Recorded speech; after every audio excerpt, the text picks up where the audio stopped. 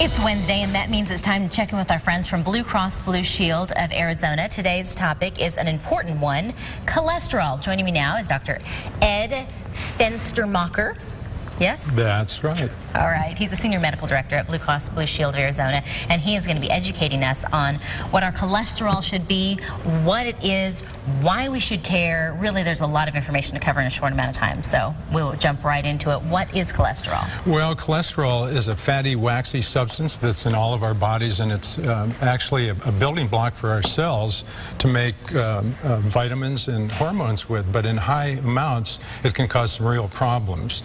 Now, we get the cholesterol from two sources. One source is our food, animal-based foods like meat, red meat, and dairy products. In addition to that, our own liver makes 75% of the cholesterol in our body. I didn't know that. I mean, I knew that cholesterol was a problem because I eat a lot of cheese. Yeah. I love it. Yeah. But I didn't realize that. You bet. So let's talk about the numbers and really what they mean, because I know that there's a great importance about knowing your numbers and monitoring those numbers, and I frankly am completely uneducated as to what it means for me. First of all, the American Heart Association says that people over the age of 20 should have their cholesterol checked every 5 years unless their tests show a result that would have them do it on a more often basis. And that test is done through blood work? And it's blood work. And when the blood results are in, the important numbers are these four numbers here. The LDL, that's low density lipoprotein cholesterol. You want to keep, that's the bad cholesterol, keep that less than 100.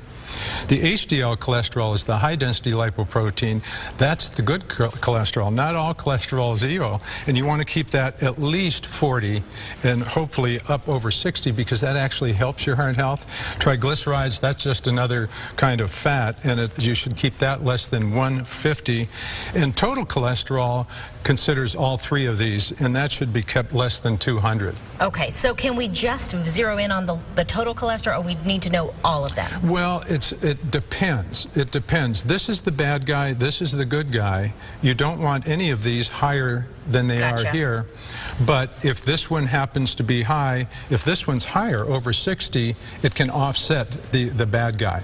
I want to go to a really sobering explanation of the bad guy, and this is essentially it. What you're looking at are two, if you will, arteries, and this is a normal artery, and you see these red little balls up here. These are red cells carrying oxygen to the brain and the heart.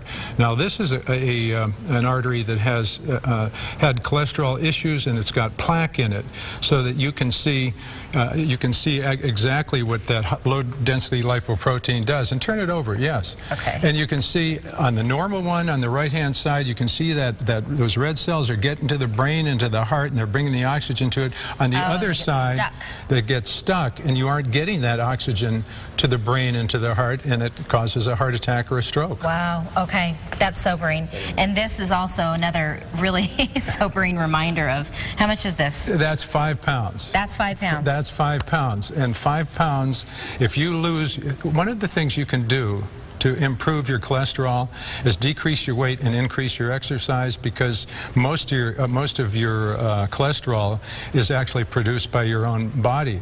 And one of the things that it helps is in losing that weight is losing that 5 pounds takes stress off your hip, your knee, and your ankle joints, and it decreases your chance of getting osteoarthritis as you grow older. So we can improve this, decrease this, and use these as the gateway to do so. Well, you can. You can. There's some really good things in there. The things you have to do, one of the things you have to do with your diet is increase the amount of whole grain foods that you can see there, as well as vegetables. You can see the broccoli there, and high fiber foods like the yams, and there's also some black beans in there as well. So those are the things that can help you get to where you want to be. Well, thank you so much for this sobering reminder right here. I'm gonna remember this one all day long, because that's 5, and I know I have more than that. You bet. All right, so we're glad that we're being made aware of this as we go into really this season of gluttony, if you will. So everything counts, and making the first step to better health starts today with Blue Cross Blue Shield of Arizona, providing useful health and wellness information regularly through their Facebook page. So you can follow them there. Thank you so much. We appreciate you being here. Thank you for inviting me.